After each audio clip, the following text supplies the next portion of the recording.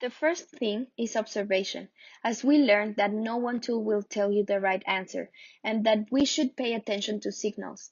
Applying visual ethnography is very important to actively and carefully observe to people when being interviewed or interacting with the product.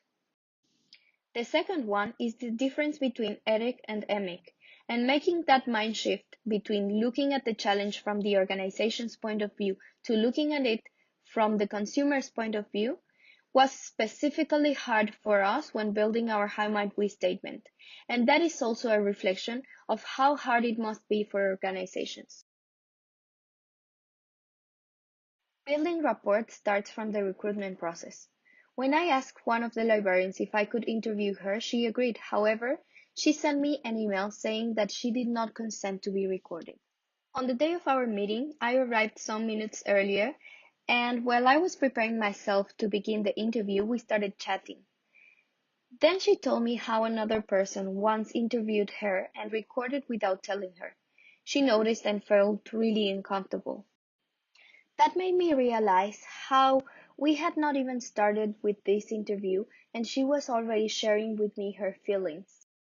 Also, I could understand that it was not that she didn't want this particular interview to be recorded, but she was reacting to an unpleasant previous experience.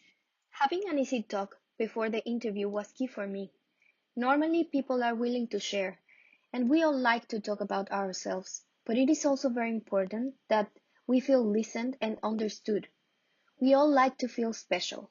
As a researcher, it is very important to find the right balance between giving that to the interviewee and keeping an environment sufficiently neutral so that you do not lead or bias their responses or reactions. This course was an opportunity for me to put in practice and reinforce all the business design acumen that I have gained over the last year and a half. This has allowed me to build a toolkit of research and storytelling methods that I will certainly use in my professional practice, as I want to pursue a career in business design. I am sure that focusing on the why, what, and how people use and experience something is a great way to look at things through different lenses, and that for sure is something that all companies should be looking for in their leaders.